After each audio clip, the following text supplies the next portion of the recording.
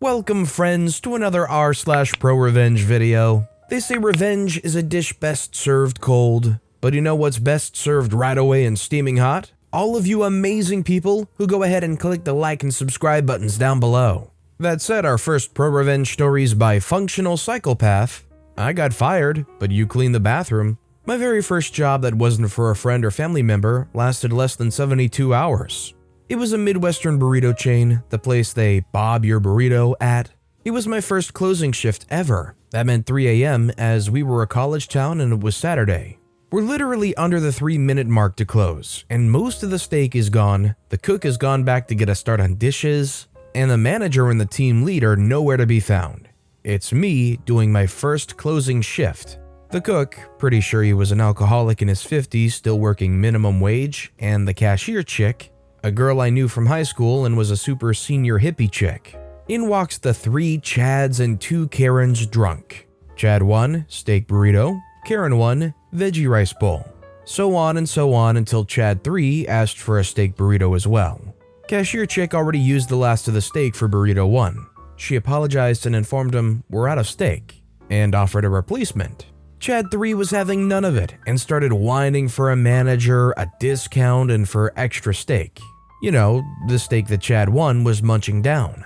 In fact, Chad 1 even said that it was BS we didn't cook more steak for them, while munching on the last of the steak. It's 10 minutes after close and the cook walks out of the back as he'd finished all the dishes and tools. I know it was exactly 3:10 a.m. when he left because the CCTV video I was forced to watch as I was getting fired the next day. Anyways, he eventually went with chicken and all 5 of them left to wait for a taxi. Yes, this was before Uber. We finished cleaning and I'm heading to the doors to lock them, and Chad 3 walks back in saying he had to use the restroom. I follow him back to the restroom because I'll have to clean it again after he uses it. The district manager was known to watch the cameras and have the manager rip into us if the last time someone left the bathroom wasn't the person cleaning. As he walks out, he smiles at me and says, "Good luck." I poke my head in the bathroom and it's destroyed. He's thrown his burrito against the ceiling, urinated everywhere, and ripped off the tower dispenser, broke the changing table, and plugged the toilet. I snap. I drop the mop and charge over to Chad 3, burst in front of him and lock the door. I lost my crap and started screaming at him and herding him back to the bathroom. Many threats of violence and calling the police at the same time. I still never touched him though. I made Chad 3 clean the bathroom, though he didn't do a great job, and then I let him out. The taxi van picks them up and they leave. I finish cleaning the dining before heading back to the bathroom to fix and clean what I could that Chad 3 missed. When I come out, there's 2 police officers knocking on the door. I unlock and open the doors. The police come in and start to question me about the night's events. I explain what happened and show them the bathroom with burrito on the ceiling and broken items. They asked if I threatened the man. I refused to answer directly and talked about the mess and damage. They asked to speak to a manager and I exploded. I said I'm the last one here and I can't even lock the back door or set the alarm. That I haven't seen my team lead or manager since shortly after I got there at 8:30 p.m. and then asked if I could just go home, slightly out of breath and clearly frustrated. To my surprise, they said yes, that they would get in touch with the manager or owner and gave me his card. I went home and went to sleep looking forward to my day off to catch up on college homework. Yes, I didn't get a job till college. I know, shame on me for that. Nope. Next day, I'm woken up by my phone and it's the district manager demanding I go in immediately. I show up, he takes me into the manager's office where he and the manager are. They are very pissed off. They both start ripping into me and asking me what happened. I explained what happened and they cut me off saying they know what happened, they saw and heard it on the video. But why in the world did I force Chad 3 to clean it? I really didn't have an answer other than because he made the mess and he did it because we didn't have steak. Then I mentioned that it was my 3rd day and we had no leadership on duty. I was fired. Considering the training OP got, considering the help OP had on this day, the 3rd day of work, do you think it was more than justified firing OP? I mean, although Chad 3 did what they did, OP did lock the door and force them to clean up the bathroom. Let me know what you think in the comments down below. Our next story is by some username 47. You don't like your boyfriend seeing me braless in the dorm? Then he won't. I live in a college dorm on an all-female floor. I usually wear a bra if leaving the dorm building, but I'm not going to put on a bra under my shirt just to walk down the hall to the bathroom. A few days ago, I left my room and walked 10 yards down the hall to the water fountain, refilled my water bottle, and went back to my room. I was wearing a white tank top and no bra. The tank top was fitted but not see-through, so you could only see the outline. There was a small group of people hanging out in the hall outside a few of the rooms, but I didn't think much of it. Until around half an hour later, when I got a knock on the door from one of the girls I'd seen in the hall. She said something to the effect of, "Hey, so sorry to ask you this, but if you go out into the hall again, could you put a bra on? My boyfriend's out there and he was staring a little, so..." I'm super non-confrontational, so I was like, "Yeah, sure, sorry about that." And for the rest of the night, anytime I left my room, I put a bra or sweater on. And that was the end of it, or so I thought. The next day, my roommate told me she'd overheard the girl telling a few of her friends about the incident while in the bathroom. She said the girl was making it sound like I'd been purposely trying to seduce her boyfriend wearing basically nothing. Taking my time at the water fountain, posing to push my chest out, the whole works. When she left the bathroom, my roommate said the girl was actually acting it out at the water fountain, pretending to be me. That night, I passed the girl and some of her friends on my way to go brush my teeth. I wasn't wearing a bra, I was already in pajamas. The girl looked pointedly down at my chest and all of them started giggling. But the last straw was when the entire dorm got an email from the RA yesterday, saying she'd gotten some anonymous complaints about people dressing inappropriately in the hallways and asking that we all just make sure we're keeping things covered up. So here's where I got my petty little revenge. I knew that the girl's boyfriend doesn't go to college here. The girl and I were in the same orientation group and chatted a bit back then. I also know that due to the pandemic, we aren't allowed to have non-student or family guests in the dorms this year. So I used the same anonymous complaint form to issue a complaint about people bringing their off-campus boyfriends into our dorm and them not wearing a mask. Masks are mandatory in the hallways, although not frequently enforced. This morning, the RA emailed again, saying that due to anonymous complaints, they'd be enforcing the no off-campus guests rule by checking IDs of unfamiliar guests to make sure they were students from then on. Really, this girl should be thanking me. If she was concerned about her boyfriend seeing the vague outline of my chest in the dorm hallways, she no longer needs to worry. To me, it just seems like the other girl must have been extremely jealous of what they saw when they looked at OP.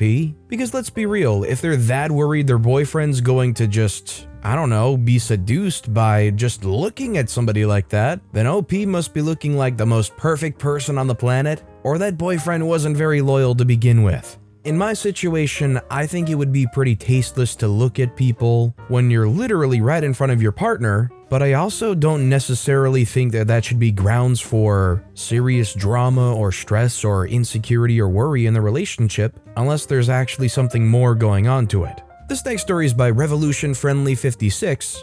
Borrowed video game and never returned? Have some library books. When I was in elementary school, I had a classmate who would always borrow things from people and never return them.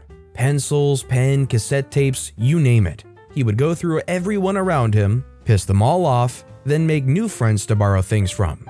Because it was particularly poor looking, he never bothered me much until one day, I was telling another classmate about how my mom got me Command & Conquer Red Alert. He was like, "May I borrow it? May I borrow it? Please, please, please." After saying no so many times for so many days, I finally said yes. Big mistake. For a few months after, I kept asking if he's done playing it yet. I wanted it back. His response will always be, "Yeah, I'll bring it back next time," or "Yeah, almost." I am never getting it back. Being the petty, schemy piece of poop I was, I one day asked if I could borrow and look at his library card. I wrote down his card numbers and proceeded with logging onto the library website using his card. The PIN is typically the last 4 digits of your phone number, and I reserved as many books, CDs, and cassettes in as many different library branches as I could. Back in the day, pickup was the only option. There's no cost for reservation, but I think there are fines for not picking up in time. His mom would have to go and visit every branch to physically pick up and return. Yeah, I feel bad about it to this day, since it was so petty and he didn't physically pay for it. He moved school shortly after and I never got my game back. A few years after I graduated from high school, I ran into him at IKEA. He's working at the food court and we agreed to go for coffee. And I reminded him to return my red alert. It was all scratched up, but at least I got it back. And for those who want to lay judgment, remember I was in elementary school. That's a pretty devious thing to come up with in elementary school. I don't know if I'd be able to come up with such a creative revenge. Although this does remind me of a time where I had a Game Boy SP charger cord, and a friend of mine, or at least I thought was a friend of mine, said that they had lost theirs. So I brought mine to school one day, gave it to them and let them borrow it. They never gave it back, kept making excuses or saying, "Oh yeah, I'll bring it next time." And then like a week or two later, they moved. And the day before I asked them to bring it back and they gave me the, "Well, this is going on and we're having a yard sale and I'll try to." They didn't even show up to school the next day. Thankfully, my brother had a charger cord, but it kinda sucked that we had to share the same one. Our next story is by private user 737. Keep trying to bust open the door to a very obviously occupied single toilet restroom, and I'll hide the toilet paper. It takes a special kind of jackbutt to continuously attempt to send passive-aggressive messages to the occupant inside of a bathroom by vigorously manhandling the doorknob. Half of the people here at my work in the warehouse, and every single time I walk out of the bathroom, I find that the perp is one of them. And I know the reason why they do this. They do this to people because they're impatient freaks, and also so they can intimidate somebody else to go faster. To tell them that they're there and that they need to use the toilet, never using their own voice to ask if someone's inside, of course. They just want to remain anonymous while doing it. Like, no, freak off. You deserve your toilet experience without the use of toilet paper to clean up. You'll find it in my room, then after you're done, it'll magically appear back in the bathroom. The end. Yeah, I would definitely grow very tired of this behavior. So just imagine you work in an office, you go on the break so you can go to the restroom and you're sitting on the toilet and some jerk from the warehouse walks up and starts jiggling the doorknob really violently and just shaking around. They'll never say, "Hey, can you hurry up?" or "Hey, I'm out here." They'll just try to intimidate you to poop faster. So I definitely don't blame OP for taking the toilet paper with them for a minute and then magically it reappears after that person is done. Enjoy it, jerk. Our next story is by Nogami. Elevator etiquette. So I was shopping with the family at IKEA. We needed bedroom textiles and everything was sold out and the shelves bare. Yay, global logistics. Big lineup of parents with baby strollers waiting for one of the two elevators when an able family decides to cut the line rather than waiting or just taking the stairs nearby. I was next up with our stroller and lazy mom said loudly enough to ensure I could hear, "Kids, take the next one, no matter which one it is." My family was there so I couldn't be overtly aggressive, so I settled for passive-aggressive. The family piled onto the next elevator that came, and I moved right up to the call button and keeping eye contact with the people inside, waited until the door had closed 99% of the way, then purposefully pressed the call button early to spring the doors wide open again. If I'd have been more evil, I would have done it again, but I knew the other car was almost there for me, and I had my revenge by slowing them down. And we all knew it. I don't think it would have been very overtly aggressive just to call them out on it, try to publicly shame them. I mean, they kinda deserve it in my book. The family sitting there waiting with strollers and you're just gonna walk around them like they just don't matter. It's pretty crappy of a thing to do, I'm not gonna lie. And our final story of the day is by Lemon Sloth Cake. Don't pay me for lunch, I'll take the money myself. When I first started working in an office at 18, I was a lot more shy and reserved. The CEO at the time would always ask me to get her lunch, order it in, pick it up, but basically would never pay me back.